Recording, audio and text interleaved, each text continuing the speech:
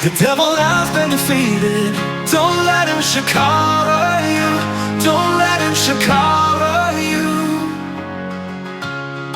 2 Corinthians chapter 10 verses 3 to 6. For though we walk in the flesh, we do not war after the flesh. For the weapons of our warfare are not carnal, but mighty through God to the pulling down of strongholds, casting down imaginations, and every high thing that exalted itself against the knowledge of God, and bringing into captivity every thought to the obedience of Christ, and having in a readiness to revenge all disobedience when your obedience is fulfilled. Okay, so let's read Ephesians chapter 6 from verse 10. Finally, my brethren, be strong in the Lord and in the power of his might. Put on the whole armor of God, that you may be able to stand against the wiles of the devil. For we wrestle not against flesh and blood, but against principalities, against powers, against the rulers of the darkness of this world, against spiritual wickedness in high places. Wherefore take unto you the whole armor of God, that you may be able to withstand in the evil day, and having done all to stand. Stand therefore, having your loins girt about with truth, and having on the breastplate of righteousness, and your feet shod with the preparation of the gospel of peace. Above all, taking the shield of faith, wherewith you will be able to quench all the fiery dart of the wicked. And take the helmet of salvation and the sword of the Spirit, which is the word of God, praying always with all prayer and supplication in the Spirit, and watching thereunto with all perseverance and supplication for all saints. You will notice that we've not really been able to talk about the weapons of our warfare. In fact, we've not been able to talk too much about our warfare, but what we have been doing, and this was unexpected. Again, I go into this series quite open, willing for the wind of the Lord to direct us wherever it will. We have actually been looking at God's warfare. We saw that God is El Gibor, he is the mighty warrior, he is the champion, and our warfare actually takes bearing from God's warfare. God uses human, even unbeliever empires, world power, natural elements. God used them all as weapons of warfare, and God's people are one of God's weapon of warfare. Let's establish this by reading Psalm 149, and also we'll read Jeremiah 51. Psalm 149 from verse 5 says, Let the saints be joyful in glory, let them sing aloud upon their beds, let the high praises of God be in their mouth, and a two-edged sword in their hand, to what? Execute vengeance upon the hidden, and punishment upon the people, to bind their kings with chains and their nobles with fetters of iron, to execute upon them what? The judgment written. Who wrote the judgment? This is the saint of the Lord, executing God's judgment upon the people, upon their kings. The Bible says in verse 9, to execute upon them the judgment written. He said, this honor have all his saints, praise you the Lord. So what I'm establishing here is that God's people are one of God's weapon of warfare. And he said, whatever we bind on earth will be that which is already bound in heaven, and whatever we loose on earth will be that which is already loose in heaven. The Lord Jesus said, I will build my church, and he set them straight away against the gates of hell. But he said the gate of hell will not prevail against it. Let's read Jeremiah chapter 51. I will first of all read verses 11 and 12. Jeremiah 51 verses 11 and 12. Make bright the arrows, gather the shields. The Lord has raised up the spirit of the kings of what? Medes. So here he's talking about the king of a pagan, a Gentile nation, the most powerful empire of his time, the kings of Medes. The Lord said, the Lord has raised up the spirit of the kings of Medes, for his device is against Babylon, to destroy it, because it is the vengeance of the Lord, the vengeance of his temple. Set up the standard upon the wall of Babylon, make the watch strong, set up the watchmen, prepare the ambushes, for the Lord has both devised and done that which he spake against the inhabitants of Babylon. So God was going to use here the kings of Medes as a weapon of judgment, as a weapon of warfare, as a weapon of destruction upon the inhabitants of Babylon. What are we establishing? We are establishing that number one, God's people are one of God's weapon of warfare, and that God uses throughout history. God used individual humans, empires, world power, and sometimes God even used natural element as weapons of his judgment, as weapons of his warfare. Let's read that Jeremiah 51 again. I'm dropping down now to verse 20. He said, "Thou art my battle axe and weapon of war." Now the commentators are divided here as to who is God talking about, who is the spirit of the prophet referring to here. Is it the Babylon, is it Medes, or is it even the children of Israel? But the most important thing here is that God is using these people as battle axes and weapons of war. That is what I want us to note here. "Thou art my battle axe and weapons of war, for with thee will I break in pieces the nation, and with thee will I destroy kingdoms, and with thee will I break in pieces the horse and his riders, and with thee will I break in pieces the chariots and his rider." Verse 22, "With thee also will I break in pieces man and woman, and with thee will I break in pieces old and young, and with thee I will break in pieces the young men and the maid." Verse 23, "I will also break in pieces with thee the shepherd and his flock, and with thee will I break in pieces the husbandman and his yoke of oxen, and with thee I will break in pieces captains and rulers." Okay, we can go on and on and on here, but again, what we are establishing here as we look at this is that yes, we want to talk about the weapons of our warfare. That is the goal.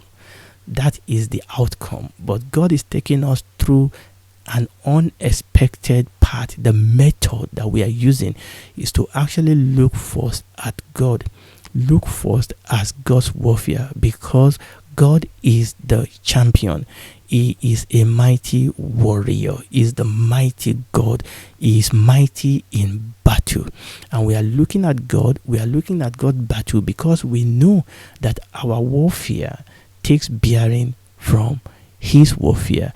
In the last few episodes, we've been looking at warfare as an integral part of Israel's identity as God's people. And we have been looking and straining to answer a serious charge that people often bring against the God of the Bible, especially concerning his judgment, especially concerning his act of judgment in the Old Testament. People find it unsettling. Some even find it offensive that God, particularly in the Old Testament, will commission a total destruction, a total wipe out of a whole nation, even including women and children.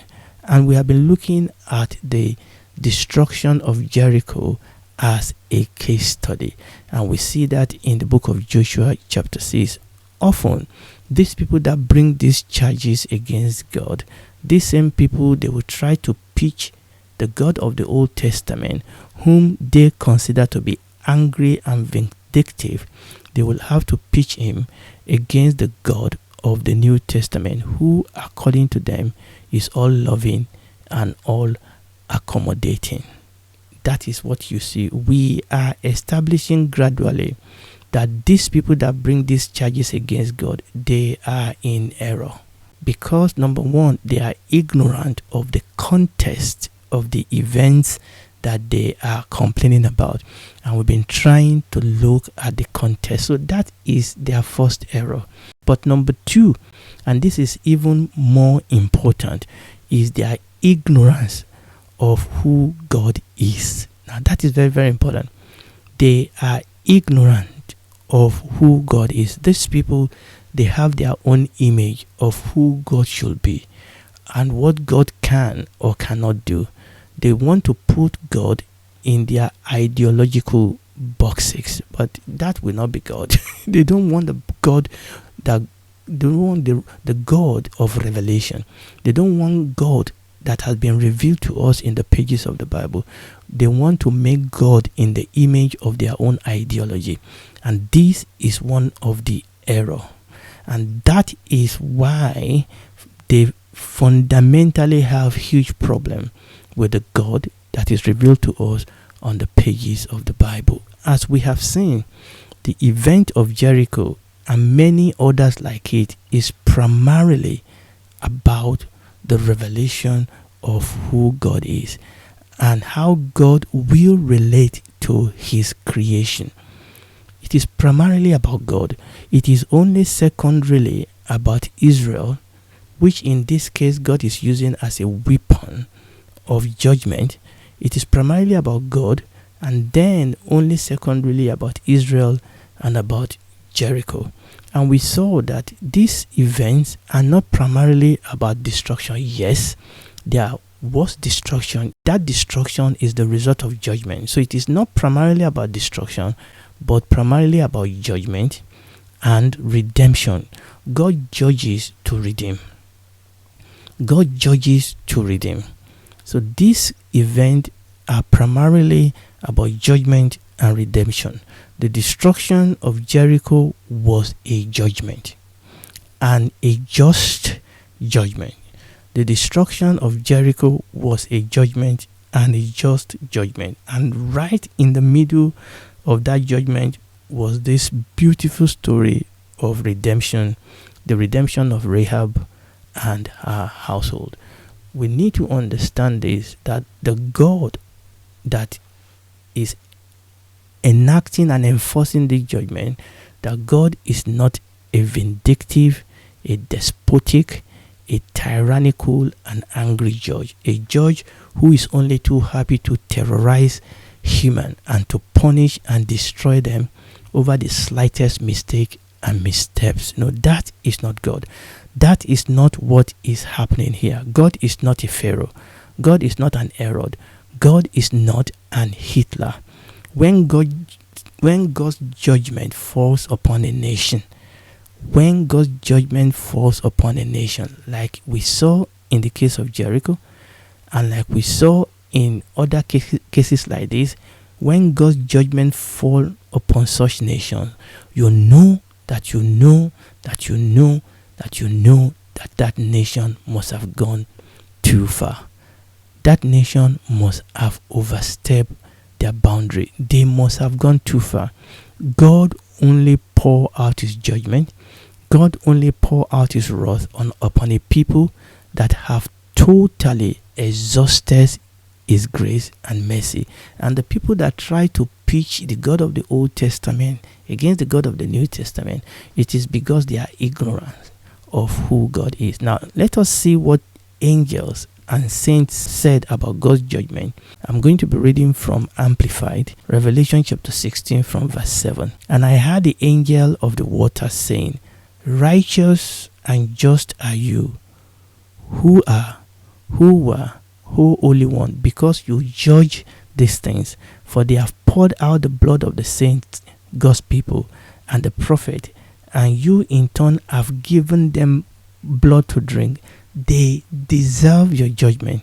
And I heard another from the altar saying, yes, O Lord, God the Almighty, the omnipotent, the ruler of all, your judgments are true and fair and righteous. And I want you to see what these angels are saying.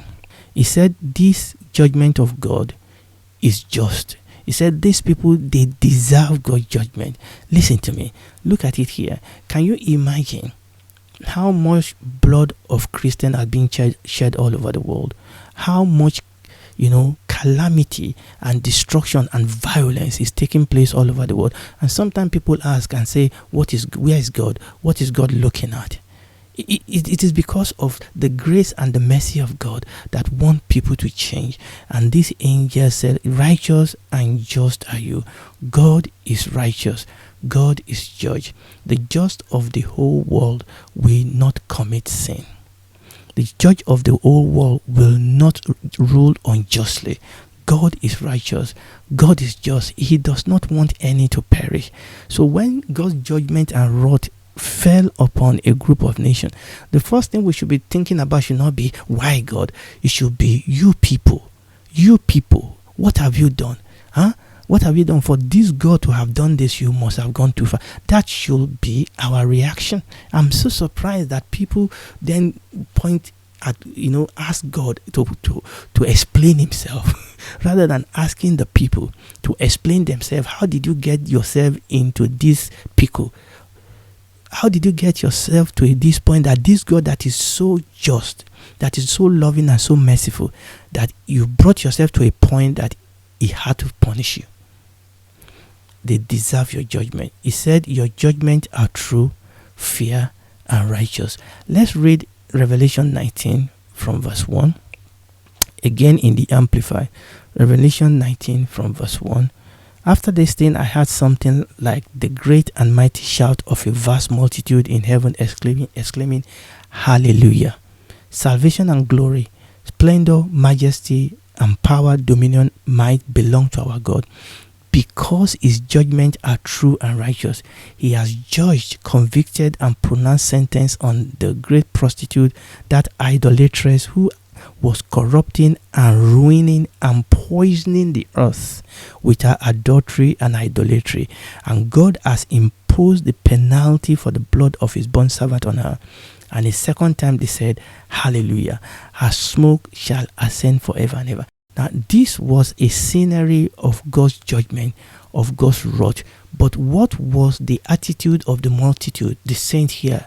They were expressing worship and rejoicing. They were saying Hallelujah or Hallelujah. That means praise Yah or praise Jah. Hallelujah is an expression of worship and rejoicing. And in these two portions of the scripture that we've read, the angel and the multitude in heaven, they were rejoicing. They were worshiping God over the destruction of the wicked. They were rejoicing and worshiping God over the destruction of the wicked. These citizens of heaven, they know something about God, and they know something about God's judgment that caused them to rejoice over God's justice, that caused them to rejoice over God's power that was in display in his judgment. Maybe the problem with us is that we are blind to the truth about God. Maybe that is why we are challenging God and accusing God. We need to know what these citizens of heaven, what they know. And remember, what we have read here in the book of Revelation was happening in the New Testament. In fact, the testimony of the Bible is that God's judgment will be poured out in an unparalleled manner in the end of the age in the New Testament. Let's go back to our case study.